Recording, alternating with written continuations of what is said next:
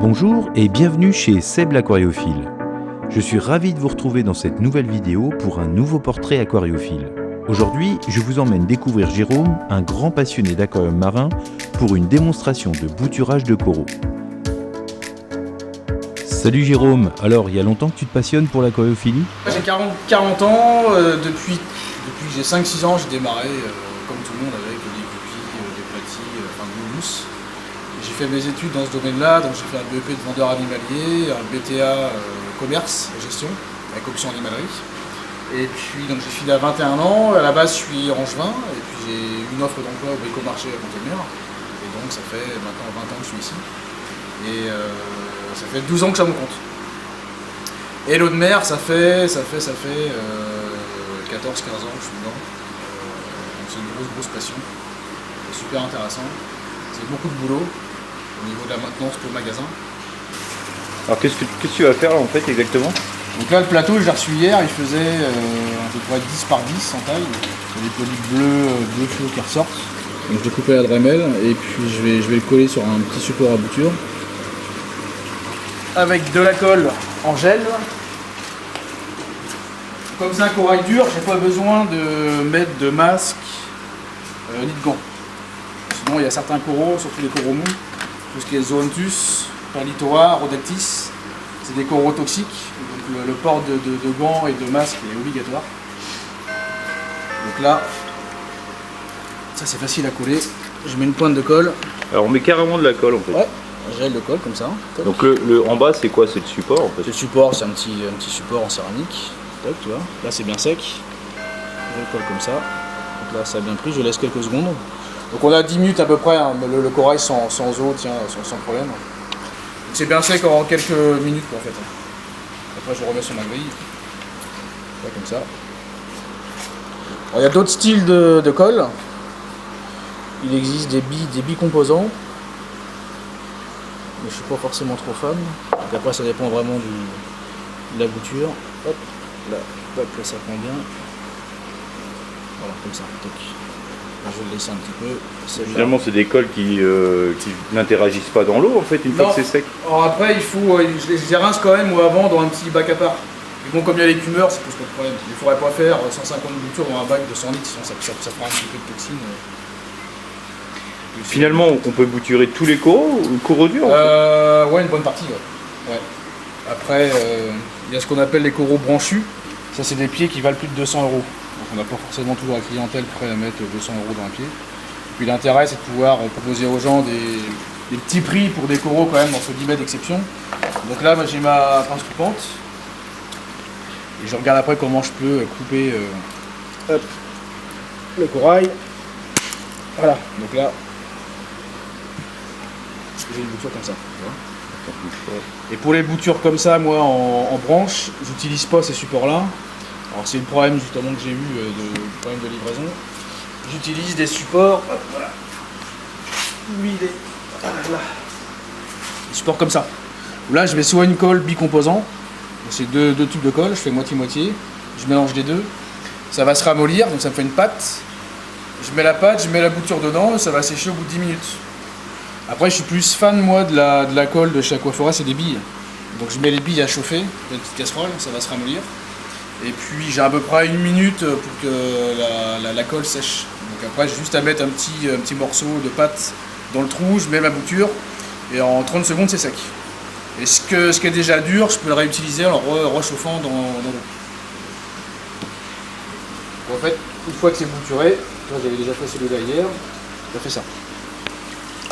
Et ma fameuse colle qui est blanche. Et là ça bouge pas. Et je mets des numéros après pour m'organiser, les clients qui souhaitent commander par Facebook quand je fais des vidéos, ils peuvent directement réserver le numéro. C'est ce qu'on appelle les Wissy-Wing. Ça c'est un autre style par exemple de branche que j'ai bouturé il y a une semaine.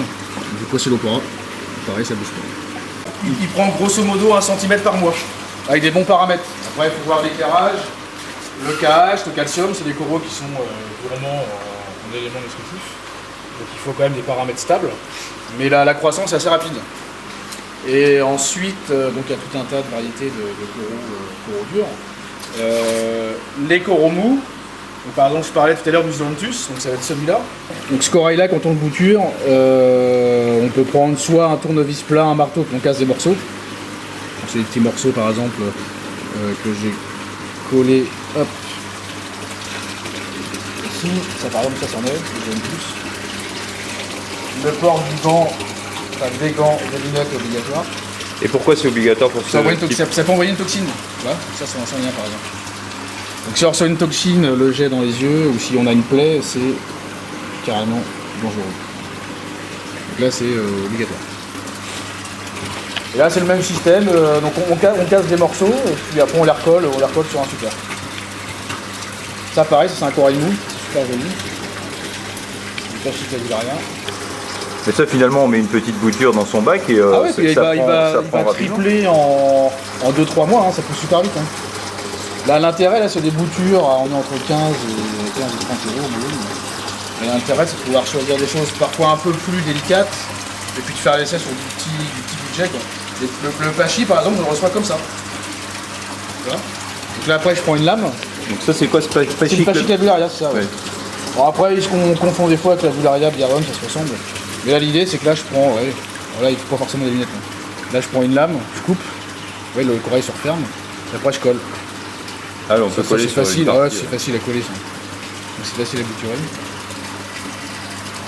Mais finalement ça reste c'est une solution finalement écologique dans le sens pas écologique mais préservation. Oui, tout à fait, par rapport au récif. Il y a beaucoup de coraux d'élevage.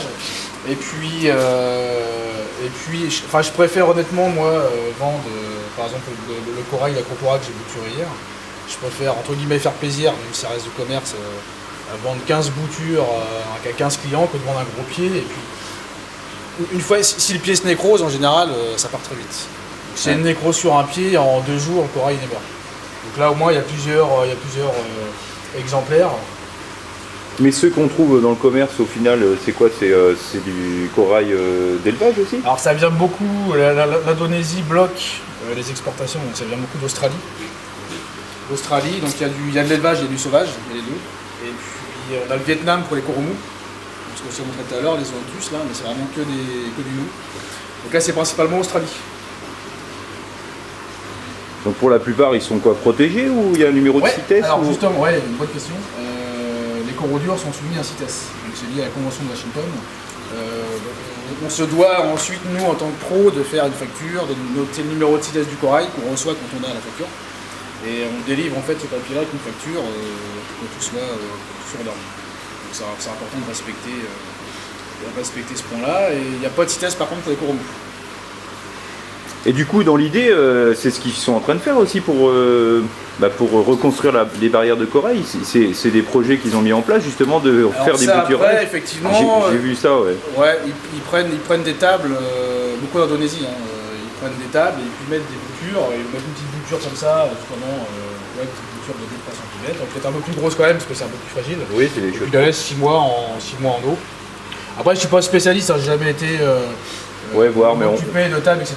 J'ai vu ça effectivement sur internet, c'est intéressant. J'ai des confrères justement qui vont là-bas régulièrement pour choisir leurs coraux et pour les faire de l'élevage.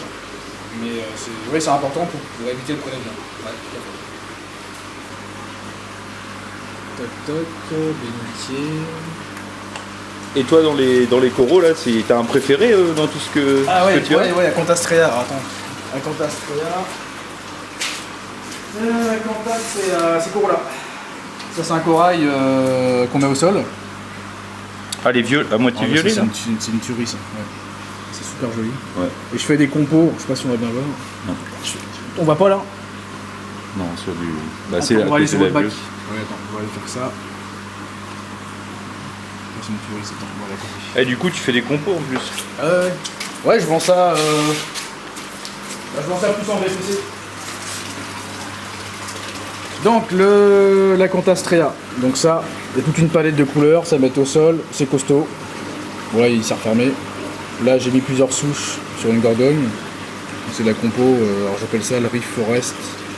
Bon, il y a 2-3 ballonnières, hein, ça c'est pas bien, c'est les alvéoles. Alors t'appelles ça le Reef Forest? J'appelle ça Reef Forest, $1 million, c'est des noms, c'est commercial, hein, j'ai trouvé des noms comme ça, c'est histoire de marquer un peu le coup.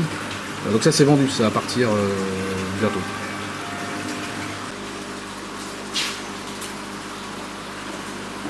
Avec le chien. Puis, donc moi j'ai 2 activités en fait, pour faire rapide. J'ai les entretiens en début de semaine en entreprise. J'ai le lundi, mardi, mercredi, j'évolue entre Caen, Rouen, Le Havre.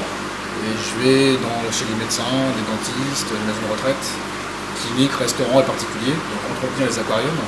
Et le magasin est ouvert du jeudi au samedi. De temps en temps le dimanche matin, mais ça je vais arrêter, pas forcément rentable. Et donc c'est mes 2 activités. Donc voilà. Eh bien, un grand merci à Jérôme pour cette démonstration de bouturage de coraux. D'ailleurs, nous le retrouverons très certainement dans un nouveau reportage. Mais en attendant, j'espère que vous avez aimé cette vidéo. Et si tel est le cas, n'hésitez pas à liker et partager, ou tout simplement vous abonner à ma chaîne pour recevoir les dernières vidéos mises en ligne. Quant à moi, je vous dis à bientôt sur Seb l'Aquariophile.